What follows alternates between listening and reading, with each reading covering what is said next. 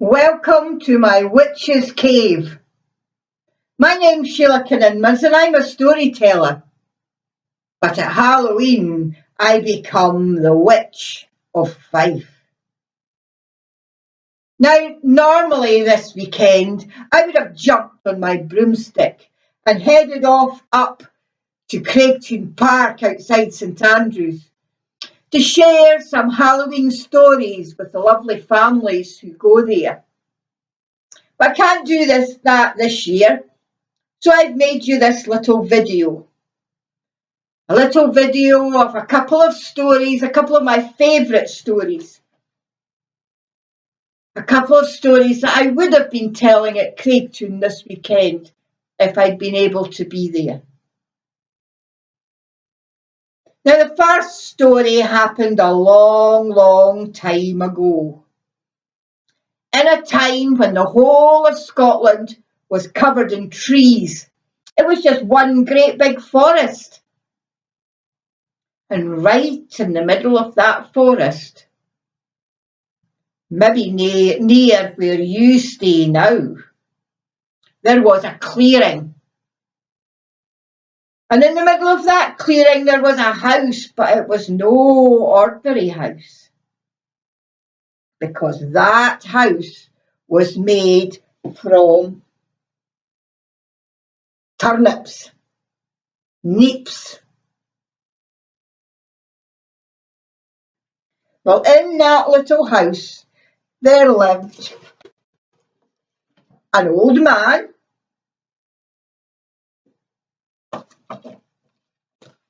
an old woman, a little girl, and a wee dog called Turpie. Now this family was a hard-working family and they worked hard all day out in the woods. And in the evening after their tea they would gather round the fire and entertain each other. Because you see, in those long ago days there was no television, no radio, no smart speakers, not even any books to read. And so all people had was each other. And this family would take it in turns each night to be the entertainer. Now the first night, it was the old man's turn. And he just loved telling jokes. And he spent all evening telling jokes. Some of them were funny and some of them weren't so funny. But when he'd finished, they all went off to bed. But they weren't alone in that forest. Because in the middle of the night, creeping out from the trees, came a whole gang of Hobyas. They crept into the clearing and they gathered round the turnip house and they shouted, "Hobya, Hobya, Hobya." And you might like to join in with that bit. Hobya, Hobya, Hobya. We're going to tear down the turnip house, chase away the old man, chase away the old woman, and put the little girl in a Hobya sack. Well, they made so much noise. They didn't wake up the family, but they did wake up Turpie. And when he woke up, he started to bark and yelp and growl. And he made so much noise that the Hobyas were scared and they ran away. But Turpie's barking inside the house woke up the old man. And he was not pleased at being woken up. And he told Turpie that the next night, to stop him barking, he was going to shut him in the turnip box. So the next night, it was the old woman's turn.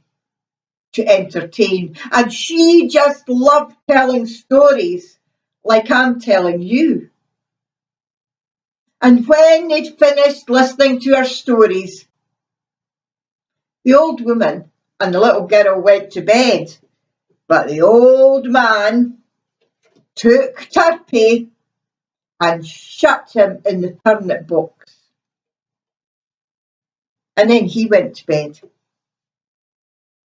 Well, once again, in the middle of the night, out from the trees came the Hobyas, shouting, "Hobya, Hobya, Hobya, we're going to tear down the turnip house, chase away the old man, chase away the old woman, and put the little girl in a Hobya sack."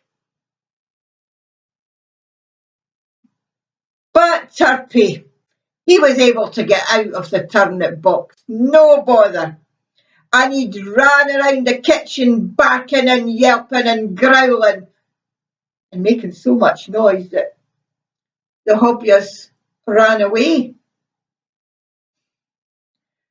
But Turpie woke up the old man, and this time the old man said, "Turpie, tomorrow night I'm going to lock you in the turnip box and put a big blanket over the top so we can't hear you barking."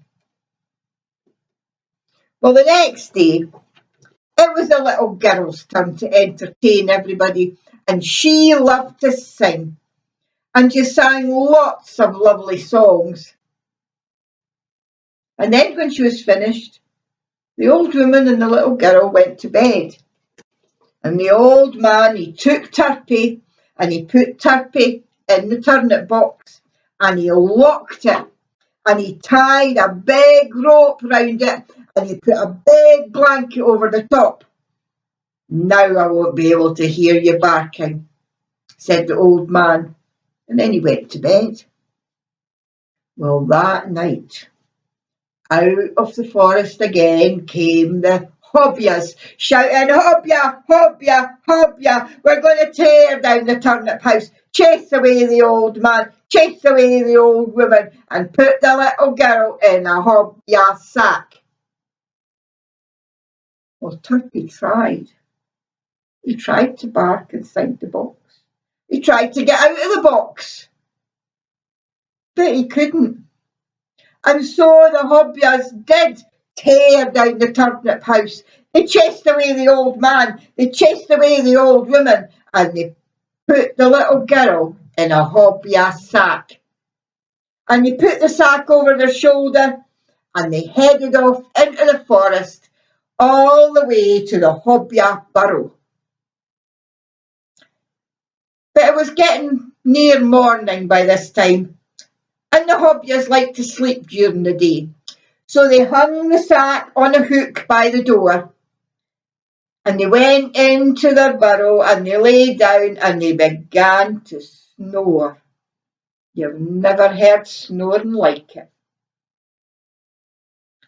Well, in the morning, the old man and the old woman crept back into the clearing again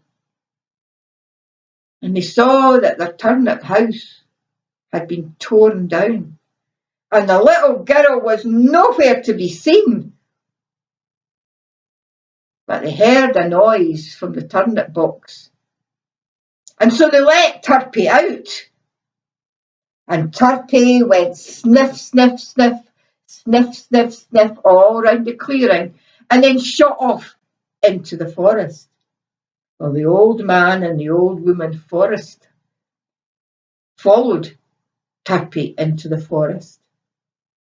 Turpie ran and ran and ran until he came to the Hobya burrow. And he stopped outside and he heard the snoring. Oh, you've never heard anything like it. Those snores were so loud. But he wasn't scared. He ran into that burrow. Meanwhile, the old man and the old woman were hiding behind a bush, watching as Turpie went into the burrow, and the noises that came out. First there was the snoring, and then there was yelping and howling and crunching and more howling and yapping and crunching and howling and a great deal of burping. And then everything went quiet. Silence. So the old man and the old woman crept over to the Hobya burrow and they peered inside, terrified at what they were going to see. And what did it see? They saw Turpie sitting there licking his lips and not a Hobya in sight. Because you see, Turpie, he'd eaten them all. And that's why we don't have any Hobyas in Scotland today. Well, the old man and the old woman, they lifted down the Hobya sack from the hook and they let out the little girl. And they all went back to the clearing where they rebuilt their turnip house. And that's the end of my story, called The Hobyas. Nobody knows what a Hobya looks like, because nobody's ever seen one. But maybe you could imagine one and draw a picture. Thank you for listening to that story.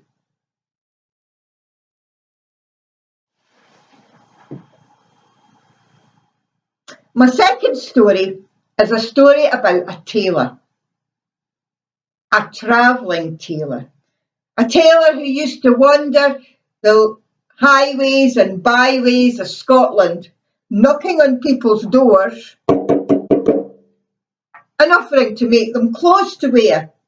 Now, this was in the days when you couldn't just nip out to the shops to buy something new. And not everybody was as good at sewing as the tailor was, so usually people were quite pleased to see them, but this year he hadn't had much work. So he decided to head up a glen that he'd never been in before. Now, the tailor was quite famous for making one particular thing. He was famous for making tartan waistcoats.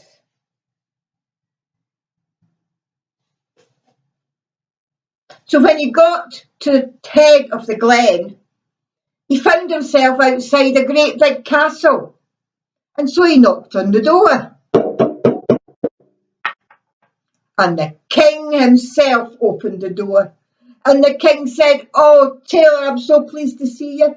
I've been wanting one of your tartan waistcoats for ages. If you make me one, I will pay you well. And if you make me one in the room at the top of that tower, I'll pay you a bag of gold." Now, the room at the top of that tower was very dark. The room at the top of that tower was very windy. Woo! The room at the top of that tower was full of spiders. And the room at the top of that tower was full of ghosts. Boo! But the tailor was a brave soul.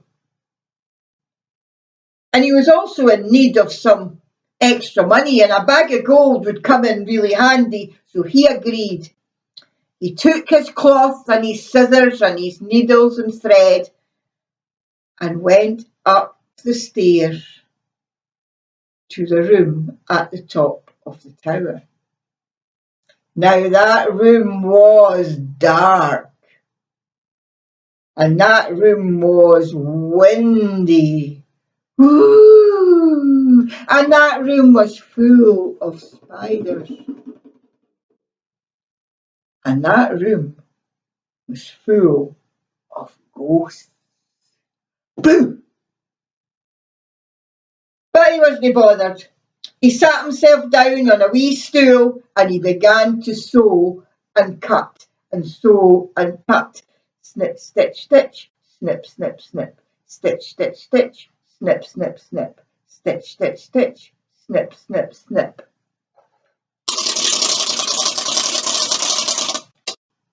What was that noise? What was that noise? He said to himself. And then a big voice boomed out. That was my bones rattling, Tailor. Did you hear that? Did you hear my bones rattling? Yeah, I heard that, said the tailor. I heard that, but I'll stitch this. And he carried on. Stitch, stitch, stitch, snip, snip, snip, stitch, stitch, stitch, snip, snip, snip, stitch, stitch, stitch, snip, snip, snip.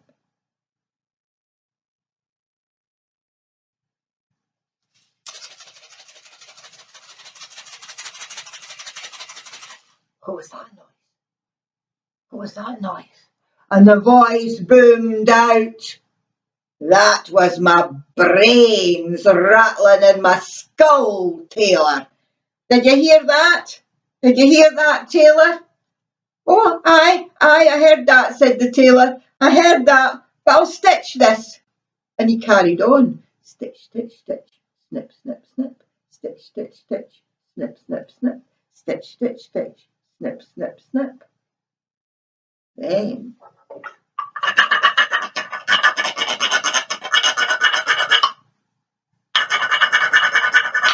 what was that? What was that noise? That was my teeth rattling in my gums, Tailor. Did you hear that? Did you hear that, Tailor? Oh, I heard that, said the tailor. I heard that, but I'll stitch this. And he carried on with his sewing, but his stitches were getting a wee bit bigger and he was going a wee bit faster. Stitch, stitch, stitch, snip, snip, snip, stitch, stitch, stitch, snip, snip, snip, stitch, stitch, stitch, snip, snip, snip. What was that noise? What was that noise? That was my big muckle feet, Tailor. My twa big muckle feet. I'm coming to get you, my twa big muckle feet and my rattling teeth and my rattling brains and my rattling bones. We're coming to get you, Tailor. We're coming to you. Hear that? Do you hear me, Tailor? Aye, I hear you, said the tailor, but I'm stitching this. Very quickly, stitch, stitch, stitch, stitch, stitch, stitch, stitch, stitch, stitch, stitch, stitch, stitch, stitch, until he was finished the waistcoat. He grabbed up his stuff and he was down the stairs and into the king's room in a flash. Here's your waistcoat. Here's your waistcoat, king. And now if the king had noticed that some of the stitches weren't maybe as small as they should have been, he never said. But he gave the tailor a bag of gold, and the tailor headed off down that glen as fast as his legs would carry him. And you know, he never ever went back to make anything else in that dark room in the king's castle. And that's the story of the brave tailor. I hope you've enjoyed my stories, and I hope you have a wonderful Halloween. Bye for now.